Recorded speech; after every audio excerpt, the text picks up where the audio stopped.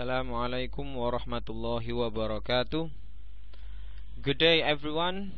My name is Muhammad Taufiqurrohman Anfas, and today in this special occasion I'd like to deliver my presentation about a paper written by Dunya Muhammad Mikdad Ijam and Zahra Karim Ghanam Farhan Al-Mamuri under the title A Pragma Stylistic Study of Some Selected Fantasy Novels. So the present study tries to investigate the field of pragma stylistics in literary texts in general and fantasy novels in particular. Therefore, it tries to attest how pragmatic theories are employed stylistically to achieve the aims of the literary writers and to reflect their perception. The present study tries to achieve the following aims: specifying the most dominant categories of speech acts used by the characters and the narrator in the two novels to achieve some stylistic effects. The present study is limited to two theories of pragmatics. Number one, speech act theory, and also number two, Greece maxims. And the data of the analysis is limited to the children's fantasy novels. One is written in the 1950s, the other in 2000s. After analyzing the data, it is concluded that the most dominant speech act that is used is the representative speech act. Floating the maxims yield effects on the two levels of interaction, generating conversational implicature. Finally, the difference in the writing period of each novel affect the readers pragmatically and stylistically through finding out the most dominant figure of speech, which is irony, at the character to character and the narrator to the reader level of interaction. The keywords are cooperative principles, fantasy, figures of speech, pragma stylistics, speech act theory. So, the novels that are used in this paper and analyzed are the first, The Lion, the Witch, and the Wardrobe. This novel has been adapted to a movie, The Chronicles of Narnia, if you happen to watch it before. And then the second one, it's Coraline, written by Neil Gaiman, and it also has been adopted in a movie with the same title, Coraline. And those movies are awesome because both are adopted for great novels. So I guess if you want to know more about this, you can try to read the novels or watch the movies. So in this presentation, I have 6 parts to explain to you. The first is the introduction, the second is the literature review, the third is the methods, the fourth is the discussion, the fifth is the results, and the last is the conclusion. So let's move on to the first part, the introduction. So what is actually the paper about? This paper concerns with investigating the field of pragma stylistics in fantasy novels. It presents a theoretical overview about two theories of pragmatics, speech act theory, and cooperative principles by showing their stylistic effects along with the figures of speech. It makes use of an eclectic model for the analysis of two fantasy novels, and there are 3 extracts that are analyzed as representative examples for the whole novel. Let's move on to the next part. It's the literature review. The first, it's about the pragma stylistic. Pragma stylistics is an approach which aims at applying the findings and methodologies that are related to pragmatics and to the concept of the style in language. For example, the different forms of usage in written and spoken language, for instance. Analyzing the language of literary texts among writers, genres, and periods. Is based on Allen 2016, page 217. And the aim of Pragma Stylistics is relating the writing and reading of literary texts that have taken place in the linguistic and socio-cultural context. This means that it is literary on one hand and linguistic on the other, with a great emphasis on contextualization.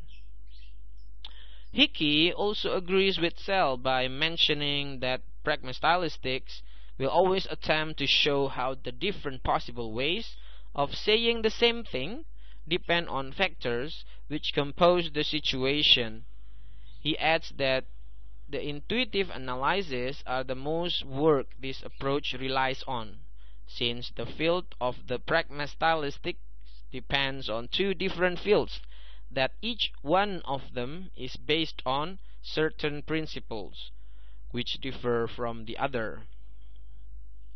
Next, about the figures of speech, it is to create a colorful and striking effect, or make the meaning of a sentence clear and easy to remember.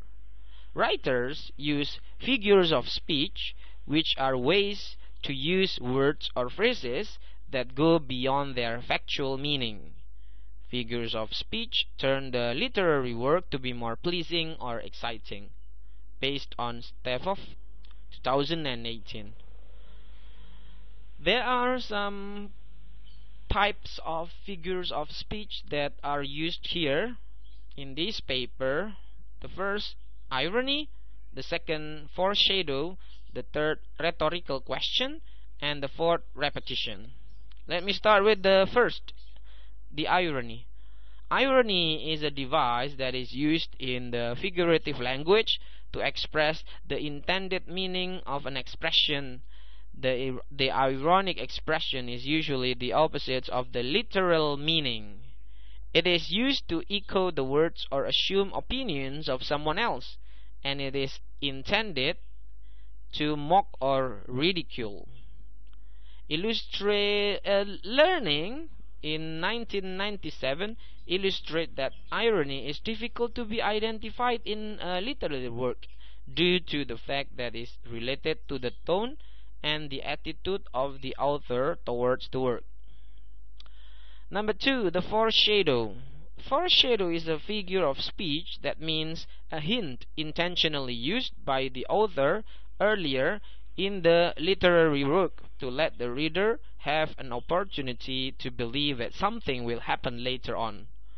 Robb, in 2017, mentions that foreshadow is used to prepare the reader for an event that is to come. Therefore, it supports the readers with anticipation and prediction for the outcomes. Number 3, the rhetorical question. Rhetorical question is one of the most widely used figures of speech. It is syntactically and phonologically marked as a question.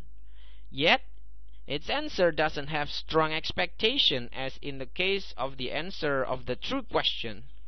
Also, it is characterized by giving the hearer the whole freedom whether to answer or not. It is used for the persuasive effect. It is either so profound to extent that it is obviously impossible to be answered, or it is superficial to the extent that it is impossibly obvious, based on Black 1992. And then the fourth is repetition. Based on Gray in 1984, repetition is a vital part of the language of literature, both in verse and prose. Hawthorne in 2000 also makes clear the fact that although language is valued in its usefulness for imparting information or meanings, repetition may carry no new information. Nonetheless, it has an aesthetic force, and it is much value for the reader in the complex Next, I'll try to explain about the pragmatic theories used in this paper. There are three pragmatic theories used in this paper. Number one, speech act theory. Number two, Greece cooperative principles. And number three, floating maxim. So let's start with the first, the speech act theory. Austin's pupil, John R. Searle, in 1969, elaborated speech act theory as SAT. Searle's work of SAT is regarded as one of the outstanding contributions to this theory. SAT has most of its impact on linguistics through his writings. Searle's model depends upon the idea that when one speaks a language, he is in fact engaging in a rule-governed form of behavior. This means that when producing utterances, speaker performs illocutionary acts such as asking questions, making statements, giving commands, making promises, etc. These acts are performed according to the rules of the language. Thus, he insists that an adequate study of speech act is a study of language rather than a parole. Henceforward, Searle's classification of speech act, as May mentions them in 2001, are representative, directives, commissives, expressives, and declaratives. Number two, Greece cooperative principles. The cooperative principles can be defined as the essential principle that the participants in a conversation work together in order to manage their speech exchange in the most efficient possible way.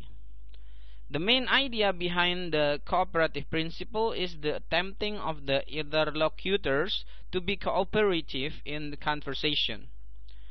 Greece represents the cooperative principles to be make your conversational contribution such as is required at the stage at which it occurs by the accepted purpose or direction of the talk exchange in which you are engaged.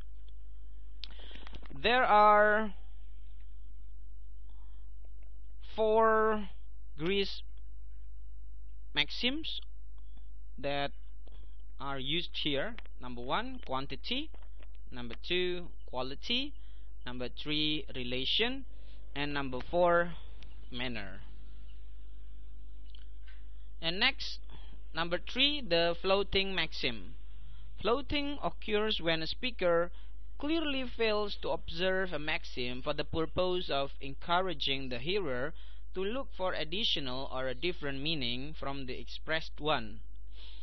The non-observance of the maxims results 2 meanings. The first is the literal meaning of an utterance, while the second is a conversational implicature.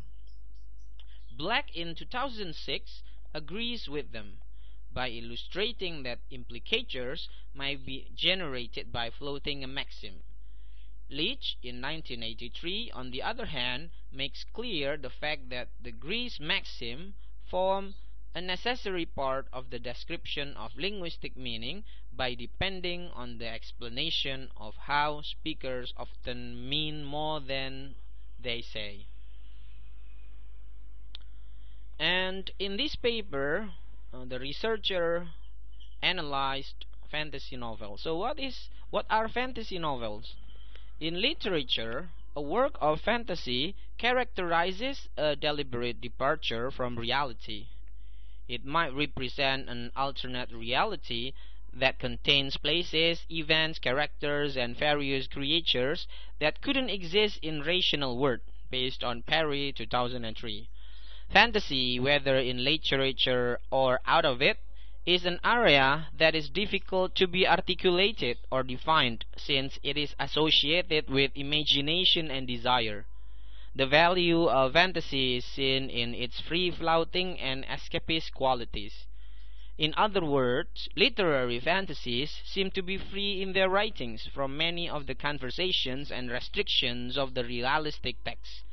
Units of time, place, and sometimes character are not observed in writings. In addition to the rigid distinctions between animate and inanimate objects, self, and other, life and death, based on Jackson in 1981. Next, let's go on to the methods. So the model of the study, there are two parts that I want to explain in methods. The first is the model of the study. The second is the data of the study. So in the model of the study, the researcher is going to follow an eclectic model throughout the analysis of the present data. It contains Searle's model of a classification of speak act, an essay in the philosophy of language. Simultaneously, it includes Greece cooperative principles model logic and conversation through the character-to-character interaction and narrator-to-reader interaction, according to Black in 2006. Stylistic pragmatics to show to which extent the characters and the narrator adhere to the maxim or they flout them to generate implicature. Along with these three models, the eclectic model contains Niazi and Gautam's are used. The second one, the data of the study. The present study includes an analysis for two novels. The first novel, The Lion, the Witch, and the Wardrobe, is written by the British writer C.S. Lewis in 1950, which is for children. The second novel, Coraline, which is also for children, is written by Neil Gaiman in 2002, who is also British. It is obvious that the two novels were written for two different generations undergoing different circumstances. However, they share some points in between, and what differentiates the two adventures is the aim of their adventures. The adventure in Lewis' novel is about encouraging ambition and achieving goals, while Gaiman's is about escaping from the dull reality to the other world to find it more ugly and creepy than the real, that is, Coraline fight to return back.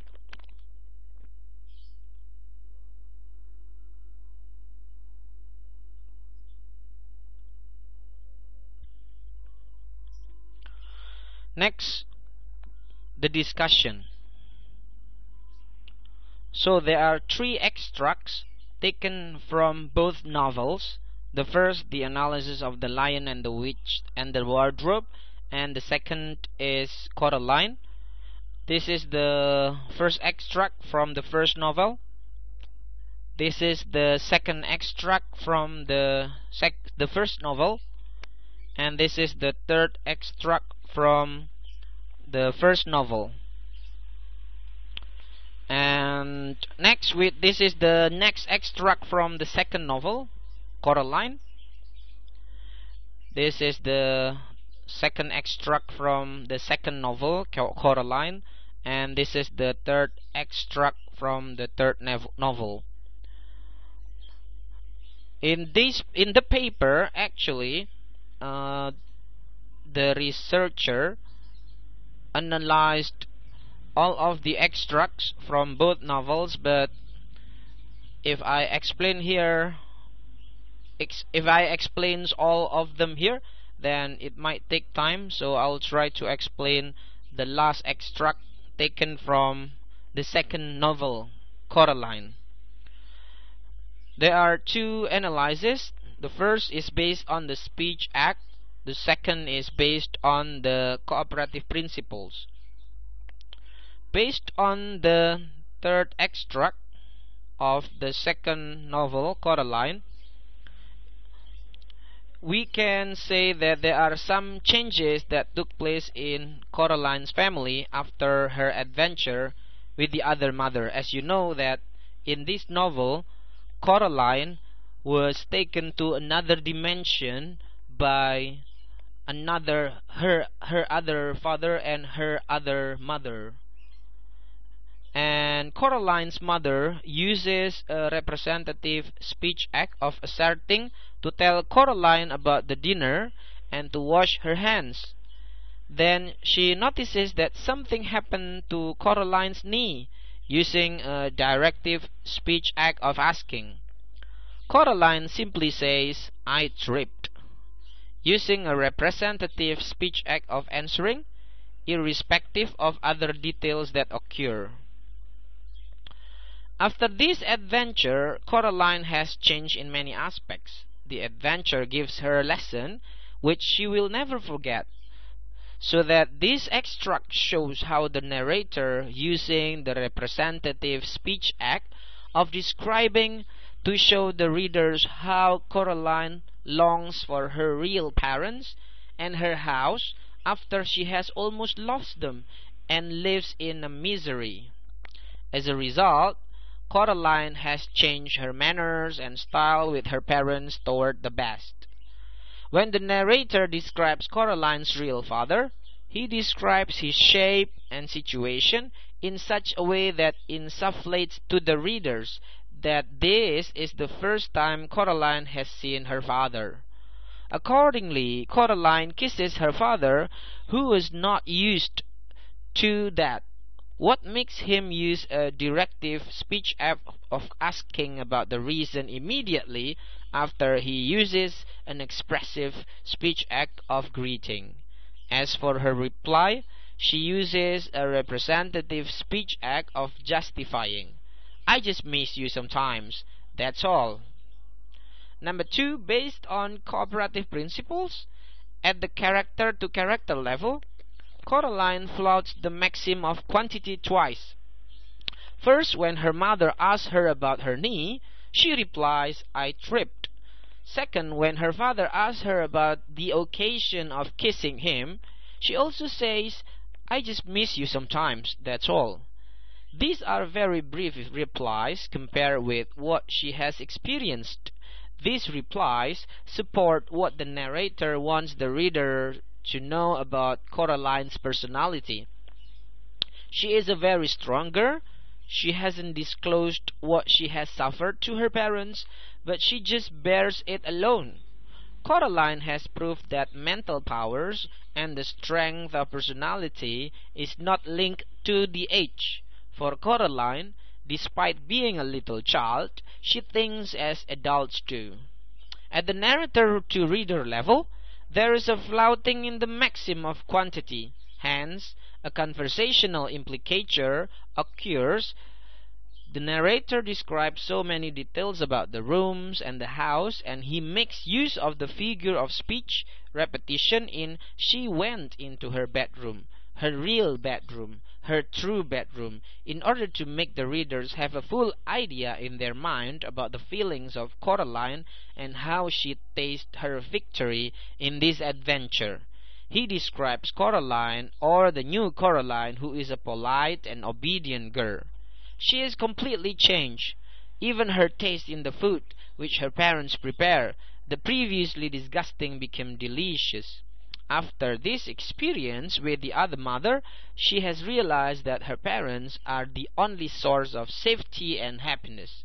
Also, she hasn't to trust strangers. This adventure is a lesson not only to Coraline, but also to every child lives in this period of time.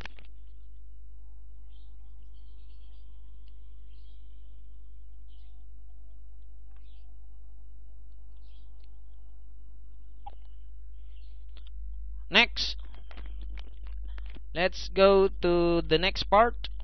It's the results. So after the researchers analyzed the data taken from both novels, they presented the data in tables. You can see the first table here. It's about the result of speech act in The Lion, the Witch, and the Wardrobe, and Coraline at both levels. You can see the example of the speech acts here in the table. The first, the representatives, directives, commissives, expressives, and they put two classifications. The first based on the frequency, how many times it appears in the novels, and then the second one, PR, stands for percentage, how many percents out of 100 that those things appear in the novels. And we have the differentials, which means how different the data are from both novels. Next, this is the table about the results of the flouting the cooperative principles in both novels. And then the third, this is the results of the figures of speech in both novels too. And we come to the conclusion that the first aim, which reads as specifying the most dominant categories of speech acts used by characters and the narrator in the two novels to achieve some stylistic effect, is achieved since at the character-to-character level, the representative speech act is the most speech act that is used among other categories of speech acts. In The Lion, the Witch, and the Wardrobe, its frequency is 503 with a ratio of 29%.10. And in Coraline, it's 440 with a ratio of 25%.46. The directive speech act is the second highly used category of speech act in both novels with a frequency and ratio of 280. And in percentage, it's 16.37%, respectively in The Lion, the Witch, and the Wardrobe. And with a frequency and ratio of 178, 10.30%, respectively in Coraline. Then the expressive speech act is used in Coraline with the frequency and the ratio of 142, 8.21%, respectively, more than in The Lion, the Witch, and the Wardrobe, which is used with a frequency and ratio of 121, and in percentage it's just 7%, respectively. Finally, the commissive speech act is the least category that is used in both novels with the same frequency and ratio of 30 times, or in percentage it's just 1.73%, respectively. The second aim, which reads as showing how the non-observance of the maxim yield effects on the two levels of interaction, and presenting the most dominant non-observed maxim in the selected fantasy novels, is achieved, since Greece's four maxims are heavily flouted to generate conversational implicature. Back to Table 2. In The Lion, the Witch, and the Wardrobe at both levels, the total frequency, 72, and with a ratio of 64.86%, whereas in Coraline they are less flouted than the first novel. Thus, the total frequency is 39, with a ratio of 35.13% at both levels.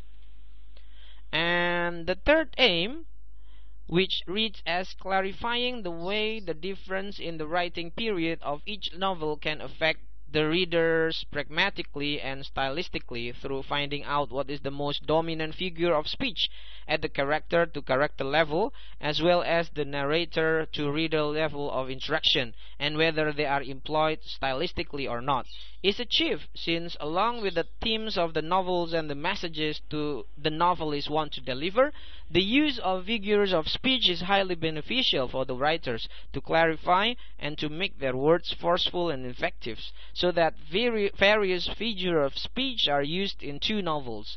Nonetheless, some of them are used in Coraline rather than in The Lion, the Witch, and the Wardrobe. Moreover, irony is the highest figure of speech that is used by two novelists, with a frequency and ratio of 15 times. In percentage, it's 15.62% respectively in the first novel, and 10 times and 10.41% respectively in Coraline, as in Table 3. The difference between the writing periods of the novels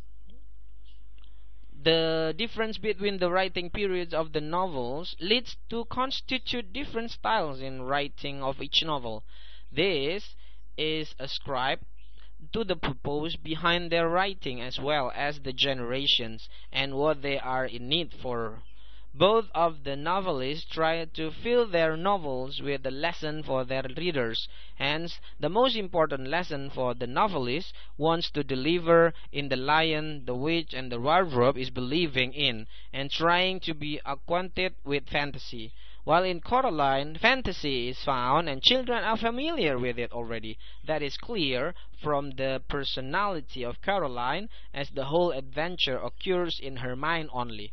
Thus, the children in the 21st century are in need for other things. One of them is to love the life they live and cling firmly to it.